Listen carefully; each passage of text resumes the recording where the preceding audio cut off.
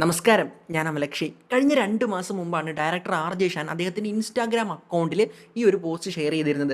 ഇതിൽ പറഞ്ഞിരുന്നത് അദ്ദേഹത്തിൻ്റെ അടുത്ത സിനിമയിലേക്ക് ഇത്തരത്തിലൊരു അസിസ്റ്റന്റ് റൈറ്ററിനെ തേടുന്നുണ്ടെന്നും അതിന് വേണ്ടിയിട്ട് ഇതിൽ പറഞ്ഞിട്ടുള്ളൊരു വിഷയം, ആ ഒരു വിഷയത്തെ അടിസ്ഥാനപ്പെടുത്തിയിട്ട് നിങ്ങളെ ഒരു സീൻ എഴുതി അയക്കണമെന്നുമായിരുന്നു. അപ്പം നല്ലതുപോലെ എഴുതി അയക്കുന്ന ആൾക്കാരെ സെലക്ട് ചെയ്യുമെന്നായിരുന്നു അദ്ദേഹം പറഞ്ഞിരുന്നത്. ഓക്കെ.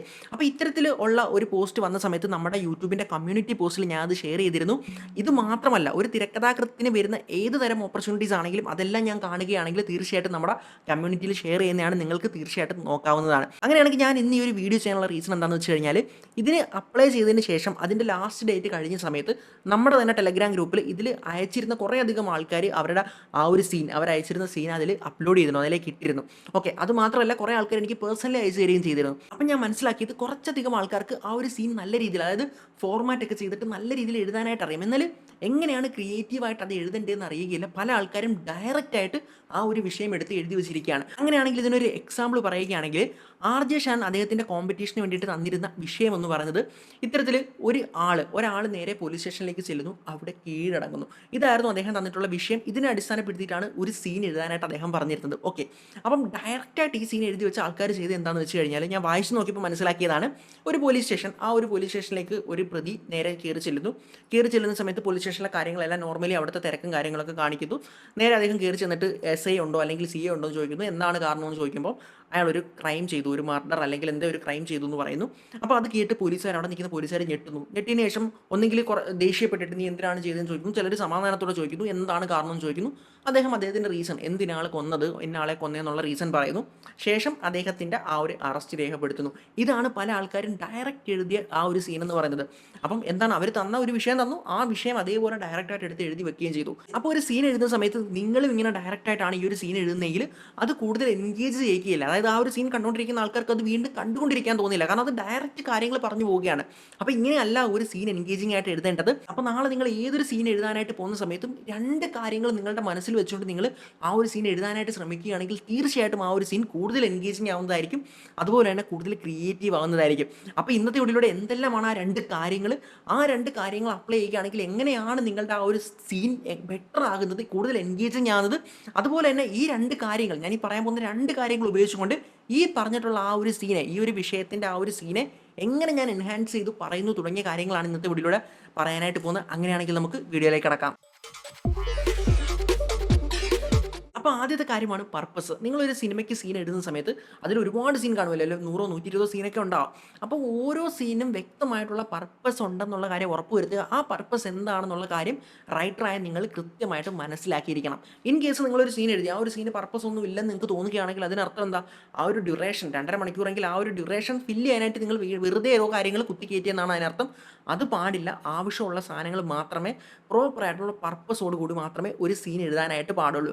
ഓക്കെ. അങ്ങനെയാണെങ്കിൽ ഇപ്പോൾ ഈ തന്നിട്ടുള്ള വിഷയത്തിൻ്റെ പർപ്പസ് എന്താണ്, ആ പർപ്പസ് എന്താണെന്നുള്ളത് ആ ഒരൊറ്റ ലൈനിൽ തന്നെ അദ്ദേഹം കൊടുത്തിട്ടുണ്ട്. എന്താണ്, ഒരു പ്രതി അല്ലെങ്കിൽ ഒരു വ്യക്തി പോലീസ് സ്റ്റേഷനിൽ പോയി കീഴടങ്ങുന്നു എന്നുള്ളതാണ് ആ ഒരു സീൻ്റെ പർപ്പസ്. നിങ്ങൾ ആ ഒരു സീനെ ഒന്ന് കുറച്ച് വലുതാക്കി കണ്ടേ. അതായത് ഒരു 2.5 മണിക്കൂറുള്ള ഒരു സിനിമയാണെന്ന് കരുതുക. ആ ഒരു സിനിമയിൽ ഒരു പ്രധാന കഥാപാത്രമാണ് ഇത്തരത്തിൽ പോലീസ് സ്റ്റേഷനിൽ പോയി കീഴടങ്ങുന്നത്. അദ്ദേഹം പോലീസ് സ്റ്റേഷനിൽ പോയി കീഴടങ്ങിയാൽ മാത്രമേ ആ ഒരു കഥ മുന്നോട്ട് പോവുകയുള്ളൂ. ഇപ്പോൾ വിക്രം വേദയിലൊക്കെ നിങ്ങൾ കണ്ടിട്ടുണ്ടാവില്ല, ഇത്തരത്തിൽ വിജയ് സേതുപതിയുടെ ക്യാരക്ടർ പോയി കീഴടങ്ങുന്നതായിട്ട്. അതുപോലെ ഒരു കഥയാണെന്ന് സങ്കല്പിക്കുക. അപ്പോൾ ആ ഒരു കഥാപാത്രം പോലീസ് സ്റ്റേഷനിൽ പോയി കീഴടങ്ങിയാൽ മാത്രമേ ഇത്തരത്തിൽ ആ ഒരു കഥ മുന്നോട്ട് പോവുകയുള്ളൂ. അങ്ങനെയാണെങ്കിൽ ആ സീൻ എന്ന് പറയുന്നത്, ആ ഒരു സീൻ്റെ പർപ്പസ് ഇതാണ്, ഈ കഥാപാത്രം പോയി കീഴടങ്ങുക എന്നുള്ളത്. ആ ഒരു പർപ്പസാണ് അവരിവിടെ തന്നിട്ടുള്ളത്. ആ പർപ്പസിനെ നിങ്ങൾ എങ്ങനെ മീറ്റ് ചെയ്യിക്കുന്നു എന്നുള്ളതാണ് അവർക്ക് അറിയേണ്ടിയിരുന്നത്. ഓക്കെ. അങ്ങനെയാണെങ്കിൽ ഒരു പർപ്പസ് ഉണ്ടാണോ എന്ന് മനസ്സിലായി ഒരു സീൻ നിങ്ങൾ എഴുതാൻ നേരം. അതുപോലെ തന്നെ ആ ഒരു പർപ്പസ് സീൻ അവസാനിക്കാൻ നേരം മീറ്റ് ചെയ്തിരിക്കണമെന്ന് നിങ്ങൾക്ക് മനസ്സിലായി. അങ്ങനെയാണെങ്കിൽ ഞാൻ ആദ്യം പറഞ്ഞ ആ ഒരു ഡയറക്റ്റായിട്ട് സീൻ എഴുതി വെക്കുന്നതിൻ്റെ കുഴപ്പം എന്താണ്, അവിടെ പർപ്പസ് മീറ്റ് ആവുന്നുണ്ടല്ലേ, അതുപോലെ തന്നെ ആ ഒരു കാര്യങ്ങൾ ആൾക്കാരോട് കമ്മ്യൂണിക്കേറ്റ് ചെയ്യുന്നുണ്ട്, കഥ എന്തായാലും മുന്നോട്ട് പോകും. പക്ഷേ അവിടെ പ്രശ്നം എന്താണെന്ന് വെച്ചാൽ അവിടെ എൻഗേജിങ് ആകുന്നില്ല എന്നുള്ളതാണ്. കാരണം ഡയറക്റ്റ് ഒരാൾ വന്ന് കീഴടങ്ങി പോകുന്നു പറയുമ്പോഴത്തേക്ക് നമ്മൾ നോർമലി കാണുന്ന ഒരു കാര്യമാണ്. അപ്പോൾ ഇത്രയും അറ്റൻഷൻ സ്പാൻ കുറഞ്ഞ ഒരു കാലഘട്ടത്തിൽ ഇങ്ങനെ ഒരു ഡയറക്റ്റ് ഒരു സീൻ നിങ്ങൾ ചെയ്ത് വെക്കുകയാണെങ്കിൽ ആൾക്കാർ അത് മടുപ്പിക്കും. അപ്പോൾ അവിടെ നിങ്ങൾ മനസ്സിലാക്കേണ്ട കാര്യം, ഒരു സീൻ തുടങ്ങുന്ന സമയത്ത് ഒരു കാരണവശാലും ആ പർപ്പസ് എന്താണെന്നുള്ളത് ആൾക്കാർക്ക് മനസ്സിലാകാനായിട്ട് പാടില്ല. ആ സീൻ തുടങ്ങുന്ന സമയത്ത് അതിൻ്റെ പർപ്പസിൽ നിന്ന് എൻ്റയർലി ഡിഫറൻ്റ് ആയിട്ട്, വിരുദ്ധമായിട്ടൊരു കാര്യം തുടങ്ങിയിട്ട് ആ സീൻ തീരുന്ന സമയത്തായിരിക്കണം പ്രോപ്പറായിട്ട് ആ പർപ്പസ് എന്തായിരുന്നു എന്ന് ആൾക്കാരോട് കമ്മ്യൂണിക്കേറ്റ് ചെയ്യേണ്ടത്. ആ പർപ്പസ് എന്താണെന്ന് ആൾക്കാരെ അറിയിച്ചു കഴിഞ്ഞാൽ അപ്പോഴേ ആ സീൻ കട്ട് ചെയ്യുക. ആ സീൻ്റെ പരിപാടി അവിടെ കഴിഞ്ഞു, പിന്നെ ആ സീൻ വലിച്ചു നീട്ടിക്കൊണ്ട് പോകാനും പാടില്ല. മനസ്സിലായില്ലേ? അങ്ങനെ നോക്കിക്കഴിഞ്ഞാൽ ഈ ആദ്യം പറഞ്ഞ എക്സാമ്പിളിലേക്ക് നോക്കിക്കഴിഞ്ഞാൽ എന്താ? ഒരാൾ പോലീസ് സ്റ്റേഷനിലേക്ക് വന്നു, ഞാനൊരു ക്രൈം ചെയ്തു എന്ന് പറയുമ്പോൾ തന്നെ അതിൻ്റെ പർപ്പസ് അവിടെ തീർന്നു. ആൾക്കാർക്ക് മനസ്സിലായി. പിന്നെ എന്താണ് ആ ക്രൈം എന്ന് അറിയാൻ വേണ്ടിയിട്ടുള്ള ഒരു ലാഗ് മാത്രമേ കാണുകയുള്ളൂ. അതും ആ ഒരു കഥയുടെ കോൺഫ്ലിക്റ്റുമായിട്ടൊക്കെ ബന്ധപ്പെട്ട പ്രധാനപ്പെട്ട ഒരു സംഭവമാണെങ്കിൽ മാത്രമേ കൂടുതൽ നേരം ആൾക്കാരെ വീണ്ടും അത് എൻഗേജിംഗ് ആക്കി നിർത്തുകയുള്ളൂ. അങ്ങനെയാണെങ്കിൽ ഈ ഒരു പോയിന്റ് ഉൾപ്പെടുത്തിക്കൊണ്ട് ഞാൻ എങ്ങനെയാണ് ഈ ഒരു സീൻ എഴുതിയെന്ന് പറയാം. അതിന് മുമ്പായിട്ട് നമുക്ക് രണ്ടാമത്തെ ആ ഒരു കാര്യം എന്താണെന്ന് അറിയാം. അതാണ് ക്ലീഷേ. അതായത് ക്ലീഷേ എന്ന് പറയുന്നത് അത്ര മോശമായിട്ടുള്ള കാര്യമൊന്നുമല്ല. നമ്മളുടെ എല്ലാവരുടെയും മനസ്സിൽ ഉള്ള എല്ലാ റൈറ്റേഴ്സിൻ്റെയും മനസ്സിലുള്ള ഒരു സാധനമാണ് ഈ ക്ലീഷേ എന്ന് പറയുന്നത്. അപ്പോൾ ഈ ഒരു ക്ലീഷേ എങ്ങനെയാണ് ഉണ്ടാകുന്നത് നമുക്ക് ആദ്യം നോക്കാം. അതായത് നിങ്ങളൊരു റൈറ്ററാണ്. നിങ്ങൾക്ക് നിങ്ങളുടെ ഒരു കഥയിൽ ഒരു ലൊക്കേഷൻ, ഒരു എക്സാമ്പിൾ പറയുകയാണെങ്കിൽ ഒരു ഫയർ സ്റ്റേഷൻ. ഈ ഒരു ഫയർ സ്റ്റേഷനിൽ നടക്കുന്ന ഒരു ഇൻസിഡൻ്റ് ആണ് നിങ്ങൾക്ക് ഒരു സീനിൽ എഴുതേണ്ടത്. അപ്പോൾ കുറേ സീനൊക്കെ നിങ്ങൾ എഴുതി ആ ഫയർ സ്റ്റേഷൻ്റെ സീനെത്തി. ഫയർ സ്റ്റേഷൻ്റെ സീനെത്തിയ സമയത്ത് നിങ്ങൾ ഇന്ന് വരെ ഒരു ഫയർ സ്റ്റേഷൻ നേരിട്ട് കാണാത്തൊരു വ്യക്തിയാണെന്ന് കരുതുക. അങ്ങനെയാണെങ്കിൽ നിങ്ങളുടെ മനസ്സിലുള്ള ഫയർ സ്റ്റേഷൻ നിങ്ങൾക്ക് എവിടെ നിന്നായിരിക്കും കിട്ടുന്നത്? ഒബ്വിയസ്ലി നിങ്ങൾ ഇത്ര കാലവും കണ്ടിട്ടുള്ള സിനിമകളിൽ എവിടെയെല്ലാം ഫയർ സ്റ്റേഷൻ്റെ സീനുണ്ടോ ആ സീനിൽ ഉള്ള ആ ഒരു മെമ്മറീസ് ആയിരിക്കും നിങ്ങളുടെ മനസ്സിലേക്ക് വരിക. അപ്പോൾ നിങ്ങളുടെ മനസ്സിൽ ഓൾറെഡി കുറേ സിനിമ കണ്ടിട്ട് ഒരു ഫയർ സ്റ്റേഷൻ്റെ ലോകമുണ്ട്. ആ ലോകത്തിനകത്ത് നിന്നുകൊണ്ടായിരിക്കും നിങ്ങൾ ഈ ഒരു നിങ്ങളുടെ സീൻ എഴുതാനായിട്ട് പോകുന്നത്.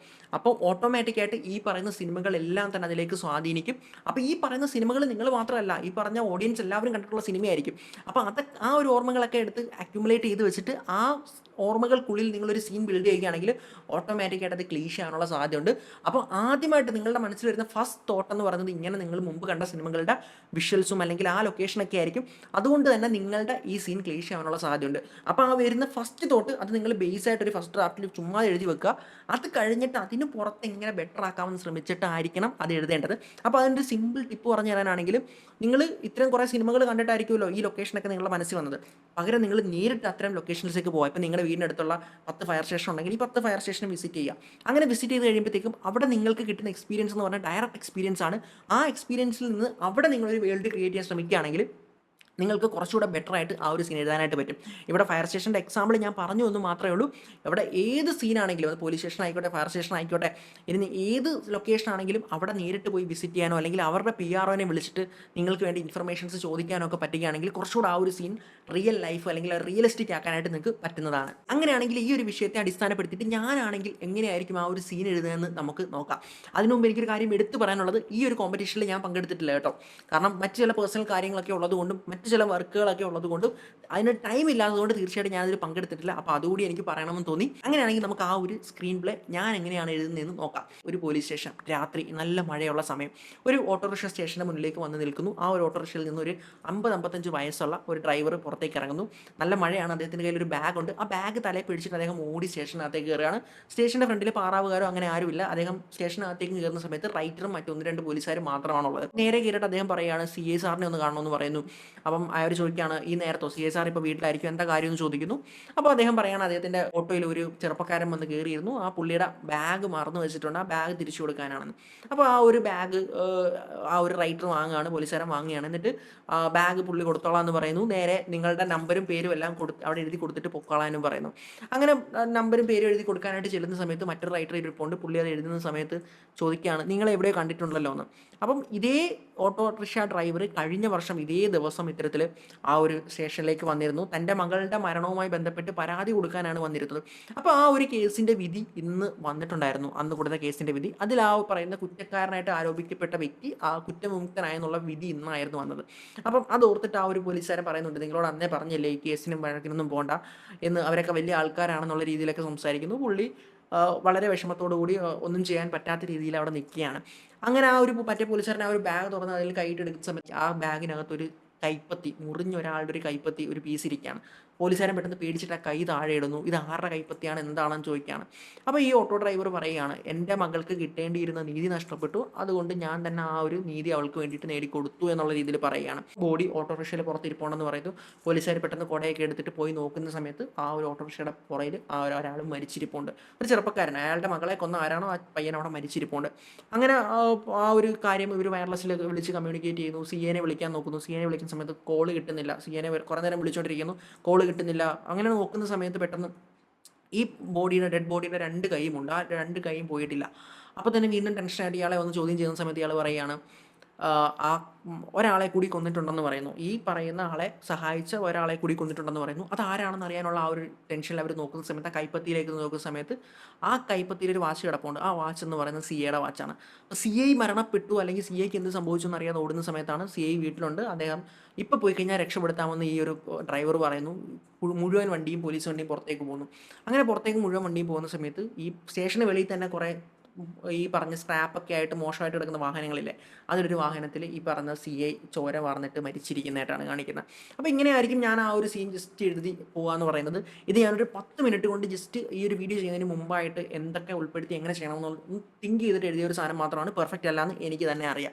ഓക്കെ, അങ്ങനെയാണെങ്കിൽ ഇവിടെ നിങ്ങൾ മനസ്സിലാക്കേണ്ട ഒരു കാര്യം, ഈ ഒരു സീൻ്റെ പർപ്പസ് എന്തായിരുന്നു? ഈ പറയുന്ന വ്യക്തി സ്റ്റേഷനിലേക്ക് പോയി കീഴടങ്ങണമെന്നുള്ളതായിരുന്നു പർപ്പസ്. ആ ഒരു പർപ്പസ് ആ ഒരു സീൻ തുടങ്ങുന്ന സമയത്ത് മനസ്സിലാവില്ല. കാരണം ആ ഒരു സീൻ തുടങ്ങുന്ന സമയത്ത് ആ ഒരു സീൻ കാണിച്ചിട്ടുള്ള എന്താണ്, ആ ഒരു ഓട്ടോ ഡ്രൈവർ അദ്ദേഹത്തിൻ്റെ ഓട്ടോയിൽ ഒരു ബാഗ് ഇട്ടിട്ടുണ്ട്. ആ ബാഗ് കൊടുക്കാനായിട്ട് അവിടെ വരുന്നു. അങ്ങനെ വന്ന ഒരു ഓട്ടോ ഡ്രൈവർ പെട്ടെന്ന് അദ്ദേഹം എന്തോ ഒരു ക്രൈം ചെയ്തു എന്ന് ബാഗിൽ ഒരു കൈ കാണുമ്പം കണ്ടുകൊണ്ടിരിക്കുന്ന ഓഡിയൻസിന് ടെൻഷനാണ്, ഇതെന്താ സംഭവം എന്നറിയാനൊരു ആകാംക്ഷ ഉണ്ടാവും. അത് കഴിഞ്ഞ് വീണ്ടും വന്നിട്ട് ആ ഒരു കൈപ്പത്തി അയാളുടെതല്ല വേറൊരാളുടെയാന്ന് പറയുമ്പോൾ അത് ആരുടെയാണെന്ന് അറിയാനുള്ളൊരു ആകാംക്ഷ ഉണ്ടാവും. അപ്പോൾ ഒരു സീനകത്ത് തന്നെ നമ്മൾ വീണ്ടും വീണ്ടും ഇങ്ങനെ എൻഗേജ് ചെയ്യിക്കാനായിട്ട് ഓരോരോ സാധനം ഇട്ട് കൊടുത്തുകൊണ്ടിരിക്കുകയാണ്. അപ്പോൾ ഇത് ഇനിയും വീണ്ടും ഇങ്ങനെ ഇട്ട് കൊണ്ടുകൊണ്ട് ആ ഒരു സീൻ്റെ പർപ്പസിനെ നമുക്ക് ഇങ്ങനെ കൊണ്ടുപോകാനായിട്ട് പറ്റും. ഓക്കെ, അപ്പോൾ ഇതൊരു എക്സാമ്പിളിന് വേണ്ടി മാത്രം പറഞ്ഞതാണ്. അപ്പോൾ നിങ്ങൾക്കത് മനസ്സിലായെന്ന് വിശ്വസിക്കുന്നു. ഇനി ക്ലീഷയുടെ കാര്യം പറയാനാണെങ്കിൽ, പോലീസ് സ്റ്റേഷൻ എന്ന് പറയുന്ന ആ ഒരു പർപ്പസ് അവർ കൃത്യമായിട്ട് പറഞ്ഞിട്ടുണ്ട്. അവരുടെ ആ ഒരു വിഷയം എന്ന് പറഞ്ഞ പോലീസ് സ്റ്റേഷനിലേക്ക് വരിക, പോലീസ് സ്റ്റേഷനിലേക്ക് വന്നിട്ട് കീഴടങ്ങുക എന്നുള്ളതാണ്. അപ്പം കുറച്ച് പോലീസ് സ്റ്റേഷൻ എന്ന് പറയുന്ന ആ ഒരു സ്ഥലം എന്ന് പറയുന്നത് എപ്പോഴും എന്താ പറയുക, എല്ലാ സ്ഥലവും ഏകദേശം ഒരു യൂണിഫോം ഉള്ള രീതിയിലായതുകൊണ്ട് അതിന് നമുക്ക് എന്താ പറയുക, നമ്മൾ കണ്ടിട്ടുള്ള പോലീസ് സ്റ്റേഷൻ്റെ ഒക്കെ രീതി തന്നെ ചെയ്യാനായിട്ട് പറ്റുന്നതാണ്. ഇനി അതല്ല, കുറച്ചുകൂടെ ഫ്രീഡം ഉണ്ടെങ്കിൽ, ഞാനായിരുന്നെങ്കിൽ തീർച്ചയായിട്ടും ആ ഒരു കീഴടങ്ങൽ സ്ഥലം പോലീസ് സ്റ്റേഷനിൽ നിന്ന് മാറ്റിയിട്ട് വേറെ എവിടെയെങ്കിലും ആക്കാനായിട്ട് ശ്രമിക്കുമായിരുന്നു. പക്ഷേ ഇവിടെ ഒരു പോലീസ് സ്റ്റേഷൻ എന്ന് പറഞ്ഞതുകൊണ്ട് തന്നെയാണ് ഞാൻ ഈ ഒരു പോലീസ് സ്റ്റേഷനിൽ തന്നെ ഈ ഒരു കാര്യം പറഞ്ഞിട്ടുള്ളത്. അപ്പോൾ വീഡിയോ കാണുന്ന തുടക്കക്കാർക്ക് തീർച്ചയായിട്ടും എങ്ങനെയാണ് ഒരു സീൻ എൻഗേജിംഗ് ആയിട്ടും ക്രിയേറ്റീവായിട്ടും എഴുതേണ്ടതെന്ന് ഏകദേശം ഒരു ഐഡിയ കിട്ടിക്കാണും അല്ലേ? അങ്ങനെയാണെങ്കിൽ തീർച്ചയായിട്ടും നിങ്ങൾക്ക് ഇനി അങ്ങോട്ടുള്ള കോമ്പറ്റീഷനുകളിൽ പങ്കെടുക്കാൻ നേരം ഈ ഒരു കാര്യം ഉപയോഗിക്കാനായിട്ട് പറ്റുന്നതാണ്. അപ്പോൾ ഇനി ഈ ആർജെ ഷാൻ്റെ ഈ ഒരു കോമ്പറ്റീഷനിൽ പങ്കെടുത്തിട്ട് കിട്ടാത്തവരുണ്ടെങ്കിൽ നിങ്ങൾ വിഷമിക്കേണ്ട ആവശ്യമില്ല. ഓപ്പർച്യൂണിറ്റി എന്ന് പറഞ്ഞാൽ റൈറ്റേഴ്സിനുള്ള ഓപ്പർച്യൂണിറ്റീസ് എന്ന് പറയുന്നത് ഡെയിലി ഇങ്ങനെ വന്നുകൊണ്ടിരിക്കും. നിങ്ങളത് കണ്ടെത്തിയിട്ട് ഹാർഡ് വർക്ക് ചെയ്ത് ഫോക്കസ് ചെയ്ത് അതിന് പിറകെ പോവുകയാണെങ്കിൽ തീർച്ചയായിട്ടും നിങ്ങൾക്ക് ഇത്തരത്തിൽ വിജയിക്കാനായിട്ട് പറ്റുന്നതാണ്. അപ്പോൾ വീഡിയോ എല്ലാവർക്കും തന്നെ ഉപകാരപ്പെട്ടു എന്ന് വിശ്വസിക്കുന്നു. അടുത്തൊരു വീഡിയോയിൽ കാണുമ്പോഴേക്കും